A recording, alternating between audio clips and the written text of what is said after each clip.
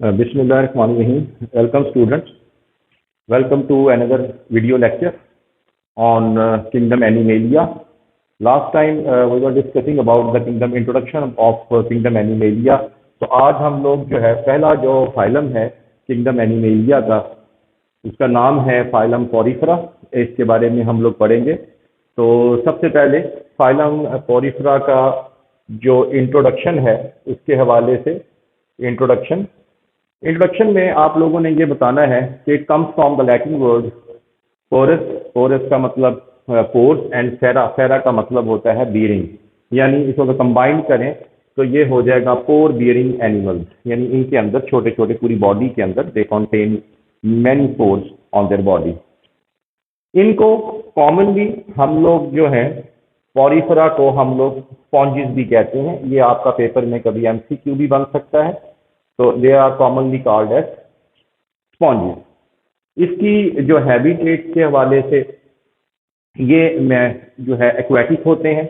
Aquatic का मतलब they live in water. अब ये एक्वेटिक के हवाले से ये it can be a fresh water और it can be a marine, ये आपने बता देना है। इसकी टोटल जो स्पीशीज हैं एमसीक्यू के हवाले से पूछा जा सकता है। इसकी टोटल स्पीशीज 5000 है और इनमें से 150 स्पीशीज जो हैं that live in fresh water, the remaining is the वो है मैरीन के अंदर पाई जाती हैं।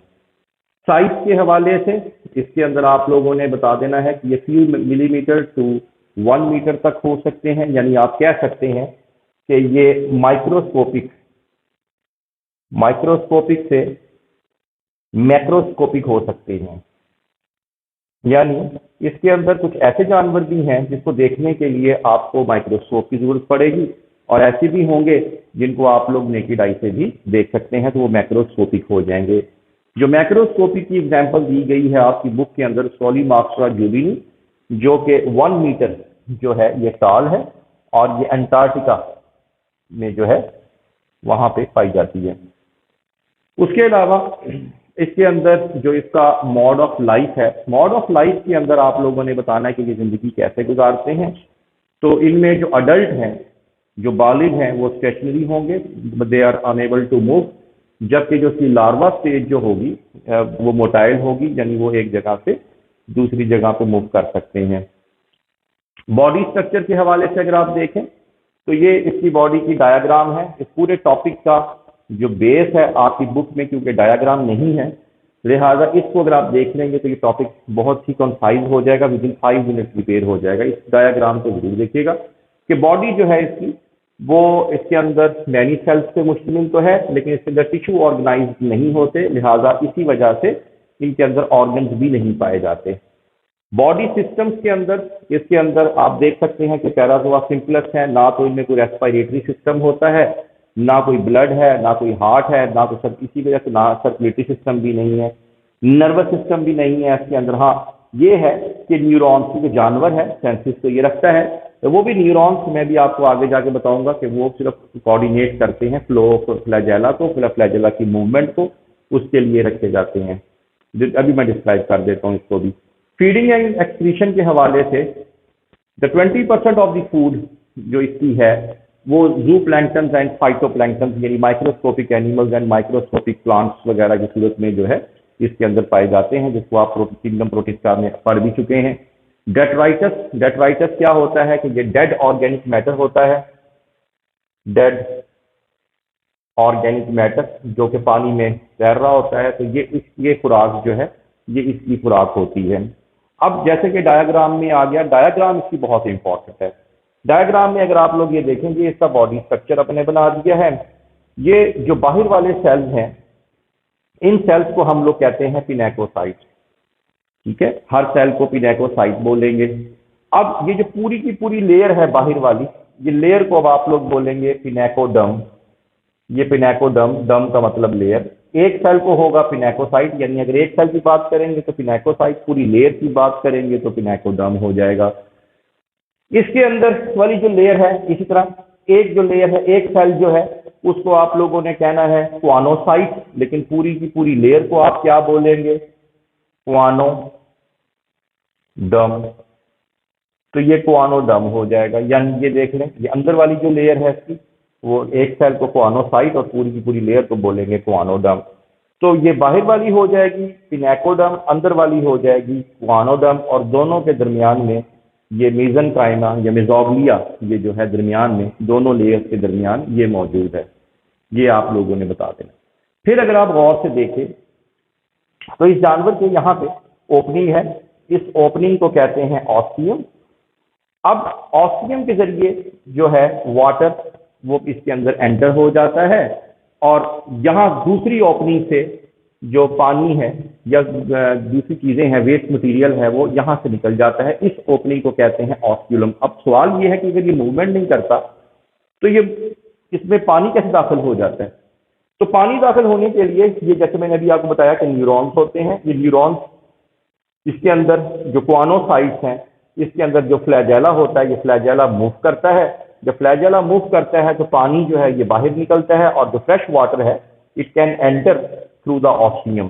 तो ये एक सर्कुलेशन बन जाती है इसके अंदर, और जब ये सर्कुलेशन बनती है तो when water comes in, the suspended particles, the food particles can also enter through the ostium.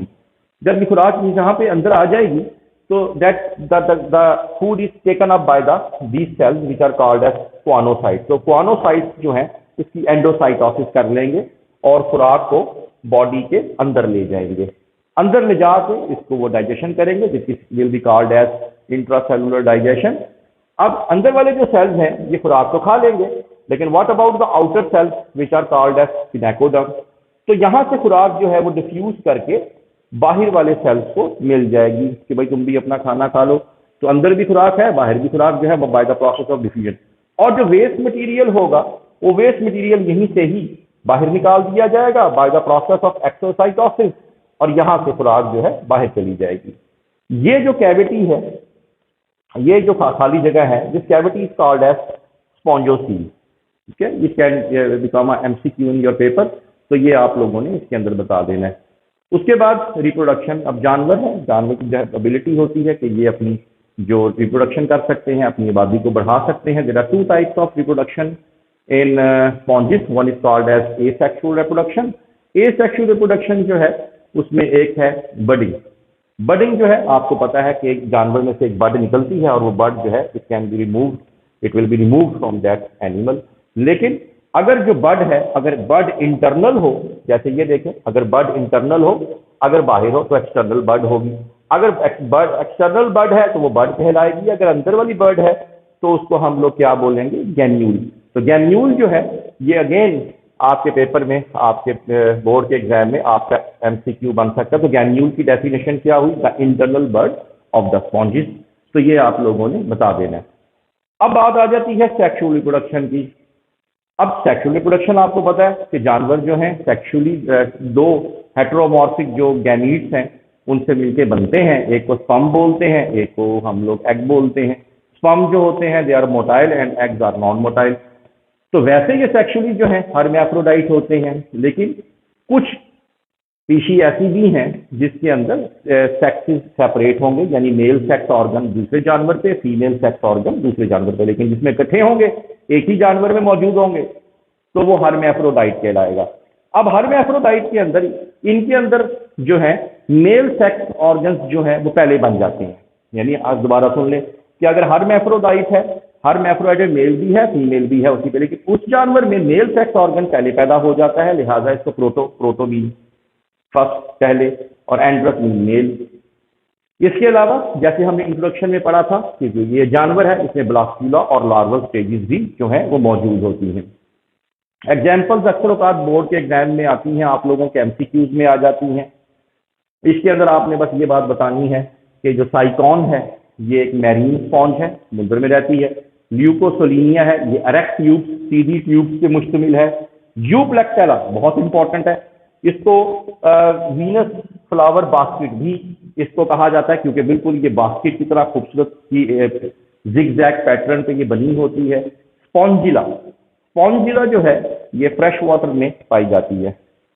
Important short question आपका बनता होता है एग्जाम के अंदर, इसकी अहमियत क्या है? ये वॉशिंग एंड बाथिंग में आपको पता है, ये नहाने के दौरान इसको यूज किया जाता है।